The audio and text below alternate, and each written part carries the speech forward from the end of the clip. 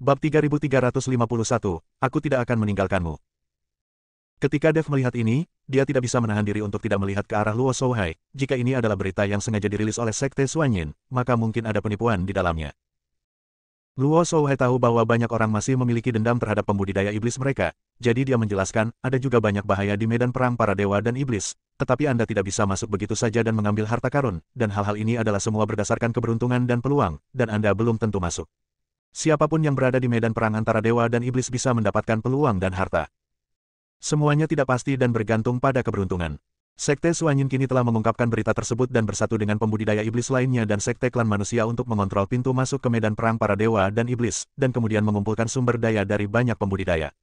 Dalam hal ini kita bisa membandingkan bukankah lebih baik bagi Sekte Xuanyin untuk memasuki medan perang para dewa dan iblis sendirian. Sekte Xuanyin melakukan ini sebagai bisnis yang pasti. Mengapa mereka harus mengambil risiko dan berjudi dengan diam-diam memasuki medan perang para dewa dan iblis? Sekarang bahkan jika beritanya terungkap dan semua orang datang ke sini satu demi satu, orang-orang dari Sekte Xuanyin masih bisa memasuki medan perang para dewa dan iblis. Apakah mereka bisa mendapatkan harta dan peluang tergantung pada keberuntungan mereka? Penjelasan Luo Shouhai juga membuat semua orang mengerti. Ibarat tambang emas, orang yang menemukan tambang emas bisa menambangnya sendiri secara diam-diam, tapi belum tentu bisa menambang emas, bahkan ada risiko tanah longsor. Kini orang yang menemukannya bisa bersatu dengan orang lain dan menyebarkan berita tentang tambang emas tersebut. Selama ada yang datang ke tambang, mereka bisa memungut biaya, dan mereka bisa terus menambang sendiri. Dalam hal ini, meskipun emas pada akhirnya tidak ditambang, orang yang menemukannya tetap akan mendapat untung. Saya tidak menyangka bahwa pemimpin Sekte Xuanyin juga seorang pengusaha yang baik. Dev tidak bisa menahan senyum. Saya mendengar bahwa pemimpin Sekte Xuanyin dulunya adalah seorang pengusaha yang menjual kembali berbagai sumber daya. Justru karena itulah Sekte Xuanyin miliknya paling terpelihara. Kata Luo Shouhai. Meskipun para biksu bias terhadap para pembudidaya iblis, mereka akan lebih toleran terhadap para pembudidaya iblis yang berbisnis dan tidak menimbulkan banyak kerugian. Bagaimanapun, para biksu manusia juga membutuhkan banyak hal dari klan iblis. Dev dan yang lainnya berjalan menuju Sekte Xuanyin. Sekte Xuanyin dibangun dengan berbagai jenis kayu dan batu. Meskipun dibangun di kedalaman gunung iblis, itu sangat mengesankan. Seluruh Sekte Xuanyin sangat besar, seperti kota kecil ada formasi di sekitar Sekte Xuanyin untuk melindungi Sekte Xuanyin dari gangguan monster. Setelah berjalan ke Sekte Xuanyin, Dev melihat banyak biksu manusia berjalan di jalanan, termasuk banyak pembudidaya iblis. Bahkan ada banyak suku binatang, di tempat ini ketiga suku bercampur, tapi mereka bahagia dan tidak ada perkelahian, ini tidak mungkin ada di tempat lain. Para pembudidaya iblis di sini tidak perlu menyembunyikan auranya dan dapat hidup secara terbuka dan terbuka, bahkan ada banyak pembudidaya iblis yang mendirikan kios, mengikuti kedatangan biksu dan ork manusia untuk menukar barang yang dibutuhkan. Namun, di Sekte Xuanyin, status pembudidaya iblis jelas lebih tinggi, lagi pula, ini adalah wilayah pembudidaya iblis. Banyak pembudidaya iblis berjalan dengan kepala terangkat dan terlihat sombong. Kamu harus mencari tempat untuk beristirahat dulu. Diperkirakan akan ada beberapa hari sampai medan perang para dewa dan iblis terbuka. Aku akan membawa adikku menemui master dari Sekte Xuanyin. Setelah memasuki Sekte Xuanyin, Luo Shouhai berkata kepada Tuan Miao, Kai Hongwei, dan lainnya. Ketika Tuan Miao, Kai Hongwei dan yang lainnya mendengar ini, wajah mereka sedikit enggan, dan kemudian mereka melihat ke arah Dev. Mereka takut Luo Shouhai pada akhirnya akan meninggalkan mereka dan hanya membawa Dev ke medan perang para dewa dan iblis. Miao Miao, Bos Kai, jangan khawatir. Anda harus mencari tempat untuk menetap terlebih dahulu. Jika tempat ini sudah siap, saya akan menghubungi Anda. Karena kita adalah satu tim, saya pasti tidak akan meninggalkan Anda sendirian. Dev berkata dengan tulus. Bab 3352, Peraturan Baru. Tuan Dev, kami percaya Anda. Kai Hongwei berkata cepat. Kai Hongwei, Miao Lao, dan lainnya pergi bersama selusin biksu untuk mencari tempat beristirahat. Luo Shouhai dan yang lainnya membawa Dev, Jiyun dan Huo Feng dan berjalan menuju 3 lantai tertinggi di tengah Sekte Xuanyin. Ketika Luo Shouhai masuk, Dev dan mereka bertiga dihentikan. Luo Shouhai buru-buru berkata, kita bersama, di sini untuk mencari Master Kong. Tuan Lembah Luo, saya benar-benar minta maaf.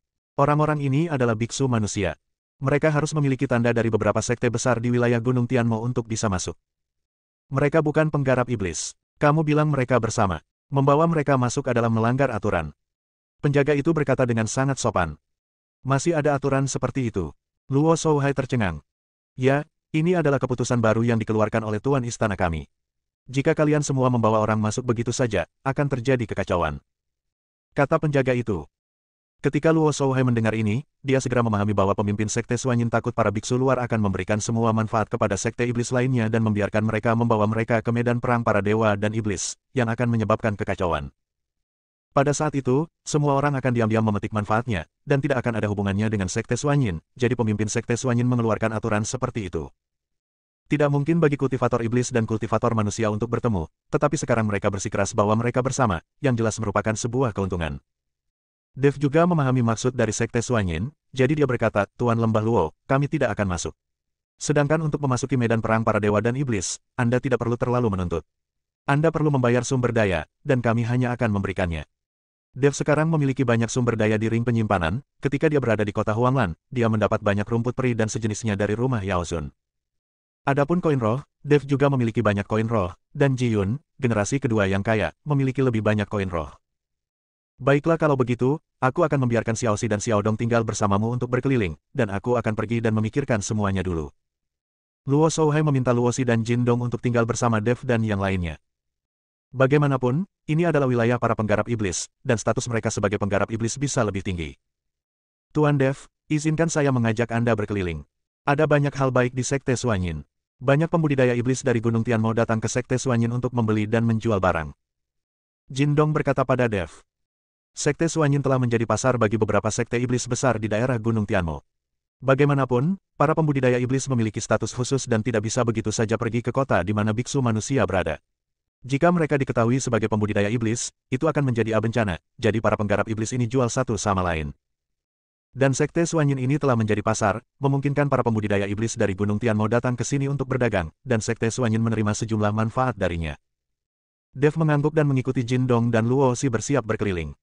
Tetapi ketika mereka baru saja meninggalkan gedung berlantai 3, mereka melihat seorang lelaki tua berjalan ke arah mereka, berjubah hitam. Dev tahu siapa orang itu tanpa melihat wajah orang lain. Hantu tua.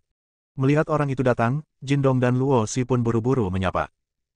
Orang yang datang tidak lain adalah Penatua Hantu Gunung Setan, meskipun Penatua Hantu Gunung Setan hanya satu orang, dia terkenal di Gunung Tianmo dan bahkan daerah lainnya. Aura Penatua Hantu Gunung Iblis selalu berubah, jadi dia sering berjalan di antara biksu manusia dan identitasnya tidak pernah ditemukan. Hal ini juga membuat Penatua Hantu Gunung Iblis jauh lebih berpengetahuan tentang berita di berbagai domain dibandingkan para penggarap iblis lainnya. Tuan Dev. Hantu Gunung Iblis Lao melihat Dev, wajahnya penuh kegembiraan. Dia berharap ketika Dev datang ke Gunung Tianmo, dia bisa memancing iblis angin keluar, sehingga dia bisa melihat leluhurnya. Dev memandang hantu Gunung Iblis tua di depannya, dengan keterkejutan yang mendalam di matanya. Dia menemukan bahwa aura Penatua Hantu Gunung Iblis jauh lebih kuat. Pada saat ini, kekuatan Penatua Hantu Gunung Iblis mungkin tidak lebih buruk daripada Penatua Miao. Anda harus tahu bahwa di Mohai, Penatua Hantu Gunung Iblis hanya menunjukkan kekuatan alam kesengsaraan tingkat ketiga. Bab 3353, Bisnis yang Menipu. Melihat ekspresi terkejut Dev, Hantu Gunung Iblis tahu apa yang membuat Dev terkejut, jadi dia tersenyum ringan dan berkata, Tuan Dev, ketika saya berjalan keluar, saya selalu mengubah napas dan mengontrol kultivasi saya. Jika tidak melakukan ini, akan mudah untuk mengungkap identitasku. Nafasku bisa berubah dalam banyak hal, tapi kekuatan setiap nafas akan jauh lebih rendah. Hanya kekuatan nafas tubuhku yang akan jauh lebih tinggi. Ini Gunung Tianmo, jadi aku tidak perlu menyembunyikan auraku, dan kekuatanku akan meningkat secara alami. Setelah mendengarkan penjelasan Demon Mountain Ghost Elder, Dev akhirnya mengerti. Dia mengira Demon Mountain Ghost Elder telah naik ke beberapa alam dalam waktu singkat. Hantu tua, apakah kamu juga di sini di Sekte Suanyin untuk membahas kesepakatan? Jin Dong bertanya pada hantu Gunung Iblis Lao. Ya, beberapa klan iblis besar dari Gunung Tianmo ada di sini, bagaimana saya bisa ditinggalkan? Orang tua hantu Gunung Setan tersenyum ringan dan berkata, Kalau begitu hantu, cepat masuk, tuanku sudah masuk, kata Jin Dong. Kenapa kamu tidak masuk? Hantu Gunung Setan bertanya. Sekte Suanyin memiliki peraturan, karena Tuan Dev dan teman-temannya bukan setan, kami tidak dapat membawa mereka masuk. Guru meminta kami untuk menemani Tuan Dev berkeliling. Bagaimanapun, kami harus memenuhi persahabatan kami sebagai tuan tanah di Gunung Tianmo. Jin Dong menjelaskan. Ketika Demon Mountain Ghost mendengar ini, dia segera mengerutkan kening dan berkata, Sialan, Pak Tua Kong sudah dewasa. Saya akan melihat apa yang terjadi. Saya tidak peduli melanggar aturan. Tuan Dev harus masuk.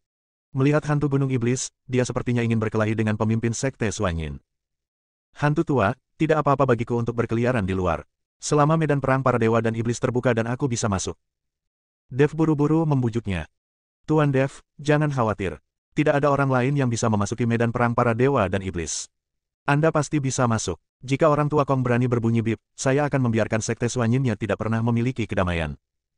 Setan gunung hantu Lao berjanji sambil menepuk dadanya. Kalau begitu terima kasih, hantu tua. Dev tersenyum tipis. Setelah mengucapkan selamat tinggal kepada Demon Mountain Ghost Lao, Dev dan yang lainnya berkeliaran di sekitar sekte Suanyin. Segera, Dev menemukan bahwa ada banyak orang di depan sebuah rumah, dan ada banyak orang yang sibuk. Tuan Dev, itu adalah pavilion pengumpulan harta karun dari sekte Suanyin. Ada banyak harta milik master dari sekte Suanyin. Barang-barang ini dapat dijual atau ditukar. Jika kamu tertarik, aku akan mengantarmu ke sana untuk melihat-lihat, kata Jindong. Oke, Dev mengangguk. Dev agak tertarik dengan harta karun kultivator sihir. Ketika Dev dan yang lainnya masuk ke pavilion Jubao, mereka menemukan bahwa ruang di dalam pavilion Jubao sangat besar. Mereka seharusnya menggunakan sihir luar angkasa atau semacamnya. Dari luar, rumah itu tidak terlihat besar, tetapi ketika mereka masuk ke dalam, mereka terkejut besar sekali. Ruangan itu dipenuhi berbagai senjata, rumput peri, dan berbagai harta karun langka. Ada terlalu banyak harta karun di sini, kan? Ji Yun hanya bisa menghela nafas saat melihat begitu banyak harta karun. Dev melihat sekeliling dengan matanya, hanya melirik sekilas, dan berkata dengan sedikit kecewa, ayo pergi, tidak ada yang baik di sini. Tuan Dev, ada begitu banyak harta karun di sini, bagaimana mungkin tidak ada harta yang bagus? Wajah Jindong penuh kebingungan. Dev keluar sambil tersenyum tanpa mengucapkan sepatah kata pun. Awalnya, Dev berpikir bahwa pemimpin sekte Suanyin akan benar-benar mengambil hartanya, menjualnya atau menukarnya, tetapi ketika dia masuk ke pavilion Jubao, dia menemukan bahwa banyak dari apa yang disebut harta karun itu palsu, dan ada pula yang palsu. Nyata ada cacat. Tampaknya sekte iblis utama di Gunung Tianmo tidak terlalu mahir dalam mengidentifikasi harta karun, jadi mereka membiarkan sekte Suanyin memulai bisnis yang menipu. Namun, Dev tidak mengatakannya dengan jelas, dia tidak memiliki keluhan dengan mengikuti sekte Suanyin, dan dia tidak perlu merusak pekerjaan orang lain. Itu saja jika dia tidak membelinya. Bab 3354, Meja Rusak. Setelah keluar dari pavilion Jubao, ada jalan di sebelah pavilion Jubao, biasanya sepi, tapi sekarang sangat ramai. Banyak biksu yang meletakkan barangnya sendiri di jalan, di antara biksu ini adalah pembudidaya iblis, beberapa dari ras manusia dan beberapa dari ras binatang. Tentu saja banyak juga yang membeli, lagi pula jarang terlihat tiga suku berjualan bersama. Beberapa biksu manusia tertarik pada item klan iblis, sementara anggota klan iblis tertarik pada item klan orc, yang juga menyebabkan banyak orang berkumpul di depan setiap kios kecil. Dev sedang berkeliling bersama Jindong dan yang lainnya, merasa sangat santai. Ini adalah momen paling santai bagi Dev ketika dia datang ke surga dan dunia manusia. Jika surga dan alam manusia memiliki pemandangan harmonis seperti ini di antara tiga ras, alangkah indahnya. Tapi Dev tahu bahwa ini semua hanyalah harapan yang berlebihan, bahkan di dunia sekuler, ini adalah dunia manusia, dan selalu ada perselisihan setiap hari. Belum lagi dunia surga dan manusia, dunia di mana ada tiga ras.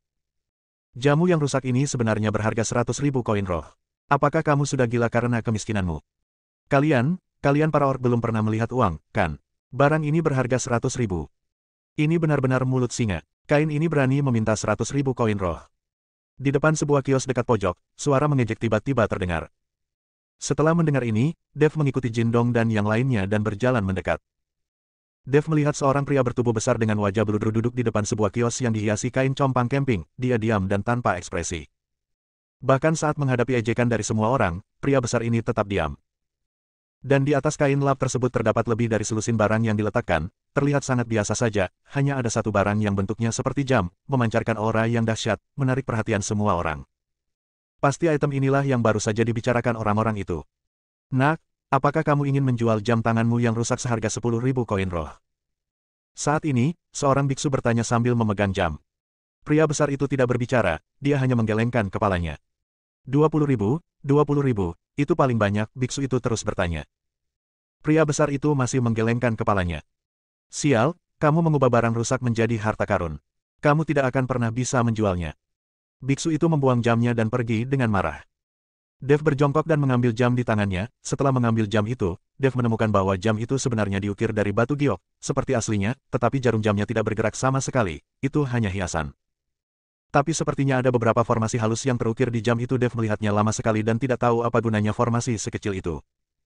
Dev melihatnya lama sekali dan menemukan bahwa selain teksturnya yang bagus dan energi spiritual yang kuat yang terkandung dalam jam ini, tidak ada yang istimewa dari jam ini.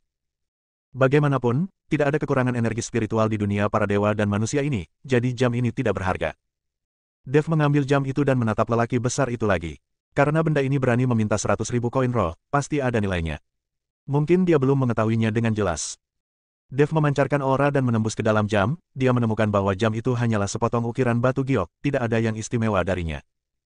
Dev sedikit kecewa dan hendak mengembalikan jam itu ke tempatnya, tetapi ketika dia mengulurkan tangan dan hendak memasangnya kembali, dia tiba-tiba menemukan bahwa jarum jam melonjak. Dev tertegun, segera menarik tangannya kembali, dan melihat lebih dekat lagi. Tuan Dev, ini hanya hiasan yang diukir dari batu giok, tidak ada nilainya.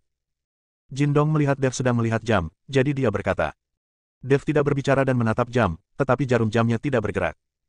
Setelah beberapa saat, Dev bertanya pada Jindong dan Ji-yun, apakah kamu baru saja melihat jarum jam ini bergerak? Bab 3355 mendapat masalah. Tuan Dev, ini hanya diukir dari batu giok, bagaimana bisa bergerak? Ji-yun bertanya. Ya, ini palsu, penunjuknya tidak akan bergerak. Jindong juga berkata. Tuan, apakah Anda terpesona atau demam? Huo Feng dengan lembut menyentuh dahi Dev dengan tangannya yang putih dan halus, tidak terbakar juga. Dev yakin bahwa dia tidak terpesona sekarang, tetapi tidak peduli apa yang dia lakukan sekarang, jamnya masih sama dan jarum jamnya tidak bergerak. Rekan Tao, jika Anda tidak ingin membelinya, tolong letakkan jamnya untuk saya. Kata pria bertubuh besar dengan wajah berbulu. Saya membelinya. Setelah Dev selesai berbicara, dia melihat ke arah Ji-yun dan berkata, beri dia koin roh. Tuan Dev, jam ini hanyalah ukiran batu giok biasa. Harganya sama sekali tidak sepadan. Jangan berbohong padaku. Beberapa barang palsu sering dijual di sini, jadi sebaiknya perhatikan baik-baik. Kata Luo Xi. Dia takut Dev akan tertipu di sini. Ketika Luo Shouhai mengetahuinya, dia pasti akan menyalahkan dia dan Jindong. Bagaimanapun, ini adalah wilayah pembudidaya iblis, keduanya membawa Dev berkeliling dan membiarkan Dev tertipu. Tidak masalah, meskipun itu 100.000 koin roh, masih layak untuk membeli hiasan. Dev tersenyum ringan. Meskipun Dev tidak tahu apa yang aneh dengan jam ini, dia selalu merasa bahwa jam ini tidak biasa. Jadi saya ingin membelinya dulu, lalu kembali dan mempelajarinya perlahan. Tapi saat Ji-yun hendak memberikan uang, sebuah suara tiba-tiba terdengar. Aku ingin jam ini. Tidak jauh dari Dev dan yang lainnya, beberapa pembudidaya iblis muda sedang berjalan ke arah mereka, pemimpin mereka adalah seorang pemuda dengan bekas luka di dahinya. Liu Sui, apa yang kamu lakukan di sini? Melihat orang itu datang, Jindong sedikit mengernyit dan berkata dengan jijik. Jindong, hanya kalian dari Blood Spirit Valley yang diperbolehkan datang, tapi kami orang dari Blood Spirit Peak tidak diperbolehkan datang. Liu Sui berkata sambil mencibir. Jindong menatap Liu Sui dengan dingin tanpa berkata apa-apa, sementara Liu Sui memandang Luo Xi dengan tatapan provokatif dan berkata, adik perempuan, menurutmu apakah ada yang kamu suka di sini? Jika kamu menyukainya, kakak, belilah seharga aku. Kamu. Luo Xi memutar matanya ke arah Liu Sui, mendengus dingin dan tidak berkata apa-apa. Liu Sui tidak marah ketika dihadapkan pada sikap Luo Xi, melainkan melihat pria besar yang membeli sesuatu dan berkata, saya ingin jam rusak ini. Bukankah itu hanya 100.000 koin roh? Setelah mengatakan itu, Liu Sui mengeluarkan koin roh dan melemparkannya ke depan pria besar itu, lalu mengulurkan tangan untuk mengambil jam dari tangan Dev. Dev menghindar, meninggalkan Liu Sui untuk menangkapnya. Kamu harus mengutamakan siapa yang datang lebih dulu ketika membeli sesuatu. Aku sudah membeli jam ini. Dev memandang Liu Sui dengan tidak senang dan berkata. Liu Sui tertegun sejenak, lalu mencibir, apakah kamu membelinya? Apakah kamu memberi saya uang? Selain itu, kamu, seorang biksu manusia kecil, berani mengikutiku dan mencuri barang. Apakah kamu tidak ingin hidup lagi? Liu Sui mengancam Dev, ini adalah gunung iblis, dan para pembudidaya iblis berkuasa, jadi mereka begitu merajalela. Jika dia meninggalkan gunung Tianmo, orang ini mungkin akan sangat takut sehingga dia menyembunyikan auranya. Liu Sui, ini Tuan Dev. Sebaiknya Anda lebih hormat, jika tidak, Anda akan mendapat masalah. Jindong mengingatkan Liu Sui. Jindong mengetahui kekuatan Dev, dan Liu Sui ini sama sekali bukan tandingannya. Ketika Liu Sui mendengar ini, dia langsung tertawa, Jindong, apakah kamu sakit jiwa? Aura orang ini sepertinya baru saja melangkah ke alam kesengsaraan, dan ini masih di Gunung Tianmo. Apakah kamu takut dengan biksu kecil yang memiliki baru saja melangkah ke alam kesengsaraan? Kamu telah mempermalukan lembah roh darahmu terlalu banyak. Terlebih lagi, kamu tidak hanya mempermalukan bangsamu sendiri, tetapi juga wajah seluruh klan iblis kita. Dalam pandangan Liu Sui, Dev hanyalah seorang biksu muda yang baru saja melangkah ke alam kesengsaraan, Ji-yun dan Huo Feng di sampingnya hanya berada di alam penggabungan, jadi tidak ada yang perlu ditakutkan. Bab 3356 konsekuensinya adalah risiko Anda sendiri. Liu Sui, jika kamu berani tidak menghormati Tuan Dev, jangan salahkan aku karena bersikap kasar. Luo Xi memandang Liu Sui dengan tatapan marah. Liu Sui melihat Luo Xi marah, jadi dia menahan diri dan berkata, adik perempuan, mengapa kamu begitu takut pada biksu manusia? Jika berada di tempat lain, kamu akan takut pada biksu manusia. Ini Gunung Tianmo, wilayah klan iblis kami. Mengapa kamu takut padanya? Liu Sui tidak mengerti mengapa Jindong dan Luosi takut pada Dev. Dev hanyalah seorang biksu manusia yang baru saja melangkah ke alam kesengsaraan. Kakak senior Liu, ayo pergi. Berdiri bersama para biksu manusia membuatku merasa seperti kehilangan nilai. Ya, dia hanyalah seorang biksu muda yang baru saja menerobos alam kesengsaraan, tapi dia berani mengikuti kakak senior Liu untuk mencuri sesuatu. Saya pikir orang-orang di lembah roh darah meminum obat yang salah dan meneriaki para biksu manusia, Tuan Dev. Beberapa pembudidaya iblis yang mengikuti Liu Sui berkata dengan nada mengejek. Diam, kalian berbicara omong kosong. Apa kamu yakin aku akan menghancurkanmu? Jindong mengeluarkan senjatanya dengan ekspresi marah. Ketika para penggarap iblis melihat ini, mereka dengan cepat mengambil posisi, menyebabkan orang-orang di sekitar mereka bersembunyi. Jindong, kamu pikir kamu ini siapa? Kamu berani berbicara seperti ini kepada kami, orang-orang dari Blood Spirit Peak. Liu Sui memandang Jindong dengan jijik.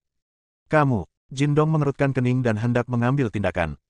Tapi Dev mengulurkan tangan dan menghentikan Jindong. Kamu bukan tandingannya, jangan gegabah. Dev melihat bahwa kekuatan Liu Sui telah mencapai alam kesengsaraan tingkat keempat, Jindong dan Luosi sama sekali bukan tandingannya. Melihat Dev menghentikan Jindong, Liu Sui mengangkat bibirnya dan berkata, sepertinya kamu masih memiliki penglihatan yang baik. Sekarang berikan aku jamnya dan aku tidak akan mempermalukanmu. Sudah kubilang, aku yang mendapat jamnya dulu, kenapa aku harus memberikannya padamu? Dev bertanya dengan nada menghina. Liu Sui tertegun sejenak, lalu berkata dengan wajah dingin, anak baik, sepertinya jika aku tidak membiarkanmu menderita, kamu benar-benar tidak tahu betapa kuatnya aku. Liu Sui berkata sambil mengulurkan tangan untuk mengambil jam. Menurutnya, jika dia, seorang biksu tingkat 4 di alam kesengsaraan, merampok Dev, seorang biksu muda yang baru saja melangkah ke alam kesengsaraan, dia sama saja dengan mengikuti orang dewasa dan merampok barang-barang anak-anak. Meskipun ada aturan, perkelahian pribadi tidak diperbolehkan di Gunung Tianmo sekarang, tetapi Liu Sui merasa bahwa dia sedang merampok sesuatu dan itu tidak dianggap sebagai perkelahian pribadi. Dev mundur dan berkata dengan dingin, ini kedua kalinya. Jika kamu berani mencurinya untuk ketiga kalinya, kamu akan bertanggung jawab atas semua konsekuensinya. Dev tidak ingin melanggar aturan Gunung Tianmo, lagi pula dia datang ke medan perang para dewa dan iblis untuk berburu harta karun, dan dia tidak ingin memikirkan konflik. Jika Anda tidak dapat memasuki medan perang para dewa dan iblis karena mengambil tindakan di Gunung Tianmo, maka keuntungannya lebih besar daripada kerugiannya. Sial, anakmu masih pamer, aku ingin melihat apa konsekuensinya. Kali ini, Liu Sui menamparkan Dev dengan telapak tangannya. Ini jelas bukan perampokan, tapi tindakan melawan Dev. Tuan Dev, hati-hati. Jindong melihat ini dan segera mengingatkan Dev. Luosi berteriak, Liu Sui, apakah kamu berani melanggar aturan dan mengambil tindakan di Sekte Suanyin? Aku baru saja mengembalikan barang-barangku, tidak perlu melakukan apapun. Liu Sui berdalih. Liu Sui menamparkan tubuh Dev dengan satu telapak tangan saat Liu Sui menyentuh Dev, senyuman muncul di sudut mulutnya. Jika dia menamparnya, Dev akan menjadi sia-sia meski dia tidak mati, jika dia berani mengikutinya untuk mencuri barang, ini akan menjadi takdirnya. Yang lain juga menyaksikan biksu tingkat 4 di alam kesengsaraan menamparkan biksu tingkat pertama di alam kesengsaraan, dan hasilnya jelas. Namun segera, semua orang menyadari ada yang tidak beres, karena Liu Sui menamparkan Dev, tetapi Dev tidak bereaksi sama sekali. Tubuhnya bahkan tidak bergoyang. Bab 3357 saya bersaksi. Semua orang tercengang, tidak mengerti apa yang terjadi.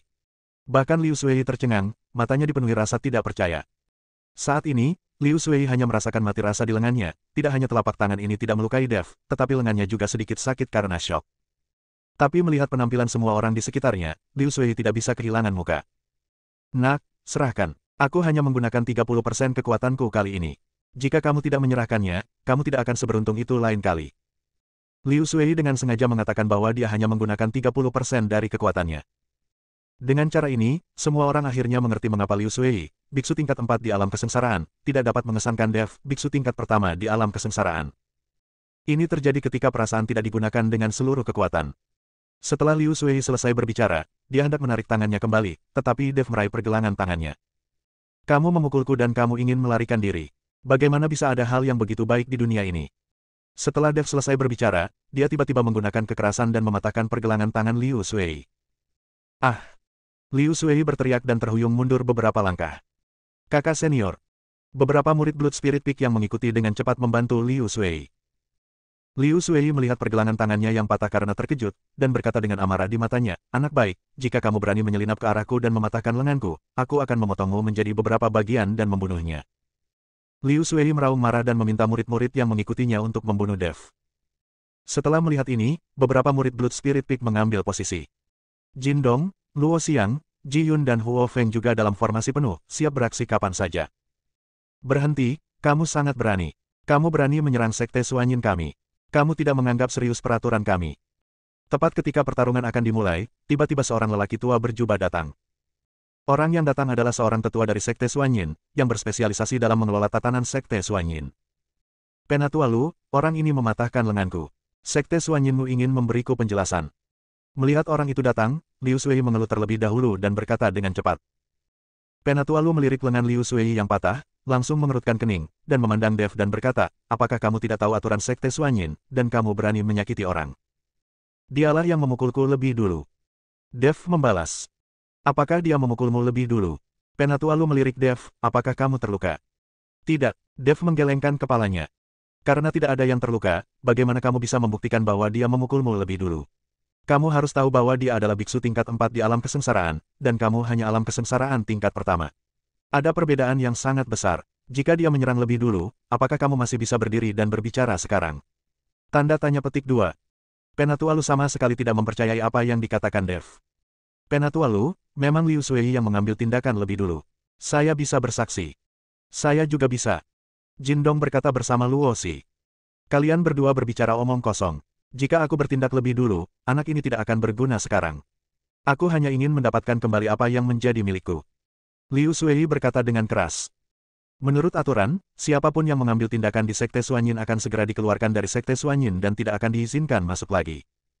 Sekarang kamu segera ikut denganku, dan kami akan memenjarakanmu untuk sementara sampai pemimpin Sekte menyelesaikan pertemuan dan kami akan membuat keputusan. Penatua Lu meminta Dev untuk mengikutinya. Tidak, Tuan Dev tidak bisa pergi bersamamu. Jin Dong dan Luo Xi dengan cepat berdiri di depan Dev. Luo Shouhai meminta mereka berdua untuk membawa Dev berkeliling jika orang-orang dari Sekte Suanyin menangkap Dev, bagaimana mereka menjelaskannya. Melihat Jin Dong dan Luo Xi benar-benar menghalanginya, wajah Penatua Lu langsung menjadi semakin jelek. Jangan hanya mengandalkan fakta bahwa kamu berasal dari lembah roh darah untuk mengabaikan aturan Sekte Suanyin kami.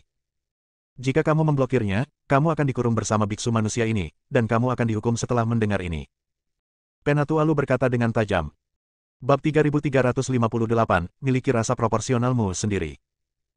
Dev melangkah maju, mendorong Jin Dong dan Luo Xi ke samping, memandang Penatua Lu dan berkata, beginikah Sekte Suanyin Anda tidak peduli tentang segalanya? Ku bilang, dialah yang menamparku lebih dulu, aku hanya membela diri. Apakah kamu menganggapku sebagai anak berusia 3 tahun? Jika dia adalah biksu tingkat 4 di alam kesengsaraan, jika dia menamparmu lebih dulu, kamu pasti sudah cacat sekarang.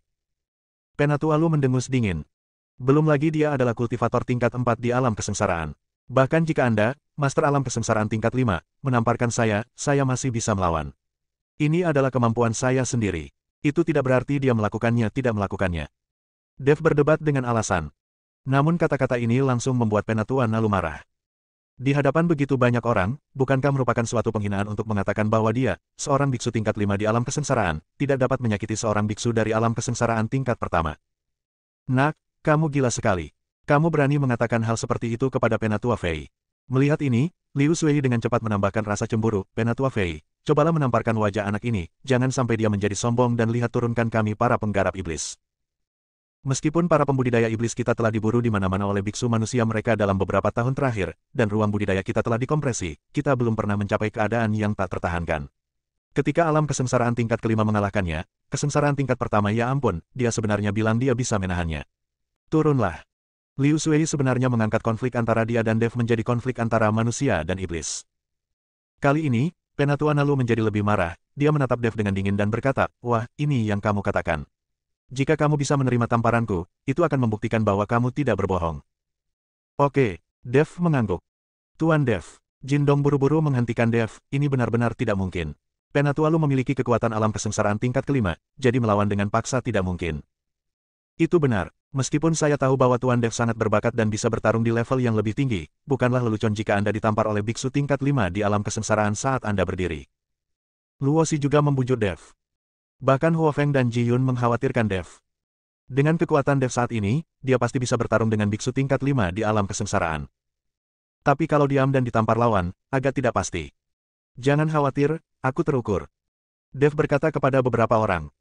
Melihat Dev sangat bertekad, yang lain berhenti mencoba membujuknya, sementara Liu Sui memandang Dev dengan senyum sinis di wajahnya. Dev berdiri dengan tenang di depan Penatuan Nalu dan berkata, "Ayo kita lakukan." "Nak, kamu yang meminta ini. Dengan begitu banyak orang yang bersaksi, jika kamu mati, itu tidak ada hubungannya dengan Sekte Suanyinku," kata Penatua Lu. "Tentu saja, jika aku mati, aku pantas mendapatkannya dan aku tidak akan menimbulkan masalah pada Sekte Suanyinmu." Dev mengangguk. Alasan mengapa Dev seperti ini adalah karena setelah dia menerobos alam kesengsaraan, tubuh fisiknya telah ditingkatkan ke tingkat yang baru.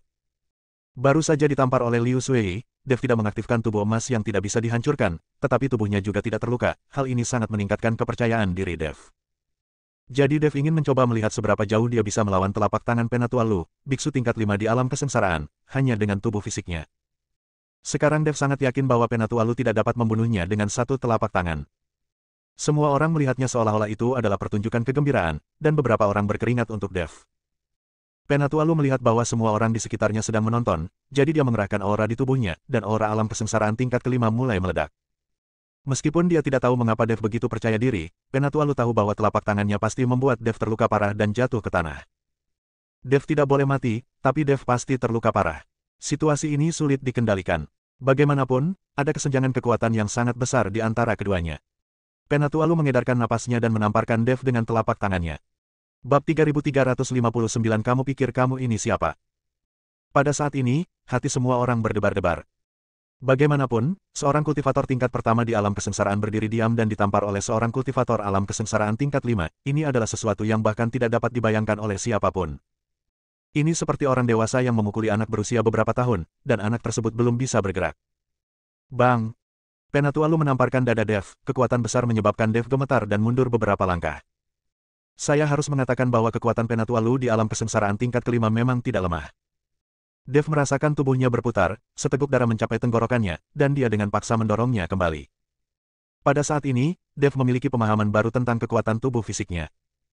Jika dia meledak menjadi tubuh emas yang tidak bisa dihancurkan, telapak tangan Penatua Lu tidak akan pernah menyakitinya lagi. Memikirkan hal ini, wajah Dev dipenuhi dengan senyuman. "Saya setuju," kata Dev sambil tersenyum tipis. Semua orang menatap Dev dengan tatapan kosong, mata mereka penuh rasa tidak percaya. Bahkan Penatua Nalu sangat terkejut dan memandang Dev dengan tidak percaya. Dia benar-benar tidak mengerti bagaimana Dev, seorang biksu tingkat pertama di alam kesengsaraan, bisa menamparnya dan hanya mundur beberapa langkah. Kain Wall. "Tuan Dev, Anda hebat." Jin Dong dan Luosi tidak bisa menahan diri untuk tidak berkata dengan semangat saat mereka melihat Dev baik-baik saja. Wajah Penatua Lu berubah dari kaget menjadi malu. Di depan semua orang, dia, seorang tetua dari Sekte Suanyin dan biksu tingkat 5 di alam kesengsaraan, bahkan tidak bisa mengalahkan biksu tingkat pertama di alam kesengsaraan. Sungguh hebat malu. Penatua Lu, kamu terlalu baik. Jika kamu menggunakan seluruh kekuatanmu, anak ini pasti akan mati. Menurutku kamu bahkan belum menggunakan setengah dari kekuatanmu. Ketika Liu Sui melihat ini, dia segera menggunakan metode lama untuk memaafkan Penatua Lu. Tetapi siapa tahu, Penatua Lu menggelengkan kepalanya dan berkata, "Meskipun saya tidak menggunakan seluruh kekuatan saya masih menggunakan lebih dari 80% keahlian saya. Orang tahu ini memang kuat secara fisik." Penatua Lu tidak berbohong seperti Liu Sui, tetapi langsung mengakuinya. Dari sudut pandang ini, dalam hal kehidupan, Penatua Lu jauh lebih baik daripada Liu Sui. "Elder Lu, apakah kamu masih ingat perjanjian yang kita buat tadi?" Dev bertanya pada Penatua Lu. "Tentu saja." Penatua Lu mengangguk, lalu memandang Liu Sui dan berkata, "Kamu memukul seseorang terlebih dahulu. Jika seseorang mematahkan lenganmu untuk membela diri, itu adalah tanggung jawabmu. Jadi menurut aturan, kamu harus tinggalkan aku Suanyin sekarang." "Zong." Liu Sui memandang Penatua Lu dengan tidak percaya, "Penatua Lu, saya datang bersama guru, Anda. Aku tidak peduli dengan siapa kamu datang, jika kamu melanggar peraturan, kamu harus pergi." Penatua Lu tidak memberikan wajah apapun kepada Liu Sui. Tepat ketika Liu Sui tidak berdaya, dia tiba-tiba mendengar teriakan marah, "Kamu sangat berani, siapa yang ingin mengusir muridku?" Seorang lelaki tua berjubah hitam berjalan perlahan, orang tua ini tidak lain adalah Cheng Jinghui, pemimpin Blood Spirit Peak. Melihat orang itu datang, Jin Dong dan Luosi berteriak dengan enggan, "Paman Tuan." Cheng Jinghui berjalan lurus di depan Liu Sui bahkan tanpa melihat mereka berdua. "Tuan, Anda harus membuat keputusan untuk saya. Tangan saya patah." Liu Sui berkata dengan wajah sedih. "Siapapun yang mematahkan lengan muridku, bela dirimu sendiri, jangan tunggu aku marah." Cheng Jinghui melihat sekeliling, dan aura alam kesengsaraan tingkat 8 di tubuhnya langsung menyelimuti semua orang. Merasakan nafas ini, semua orang gemetar dan menatap Dev. Cheng Jinghui langsung mengetahui siapa yang telah mematahkan lengan Liu Sui, tetapi ketika dia melihat bahwa Dev hanya berada di alam kesengsaraan tingkat pertama, dia sedikit terkejut. Namun, dia percaya bahwa Dev telah menyembunyikan kekuatannya, lagi pula, di dunia surga dan manusia, tidak banyak orang yang menyembunyikan kekuatannya. Wajah Penatualu juga menjadi gelap, dan dia berkata kepada Cheng Jinghui, Tuan Dafek, muridmu lah yang memukul seseorang terlebih dahulu dan kemudian terluka. Kamu tidak dapat menyalahkan orang lain. Cheng Jinghui mendengus dingin, Lu, keluar dari sini. Ini bukan giliranmu untuk berbicara denganku di sini. Master Sekte Kongmu lah yang berbicara denganku. Kamu pikir kamu ini siapa? Bab 3360 Tamu yang terhormat. Cheng Jinghui sama sekali tidak memberikan tekanan pada Penatualu, tetapi Penatualu tampak tidak senang dan tidak berani mengatakan apapun. Nak, segera datang ke sini dan berlutut untuk meminta maaf kepada muridku. Mungkin aku bisa memaafkanmu. Cheng Jinghui memandang Dev dengan dingin dan berkata, muridmu lah yang memukulku lebih dulu. Aku membela diri. Kenapa aku harus minta maaf? Dev Ping berkata kepada Cheng Jinghui tanpa rasa takut. Beraninya kamu berbicara seperti ini padaku.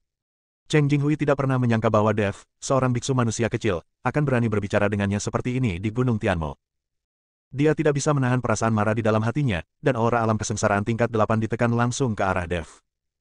Nafas ini seluas lautan, dengan kekuatan guntur, Dev merasakan tubuhnya tenggelam dan kakinya langsung tertekuk.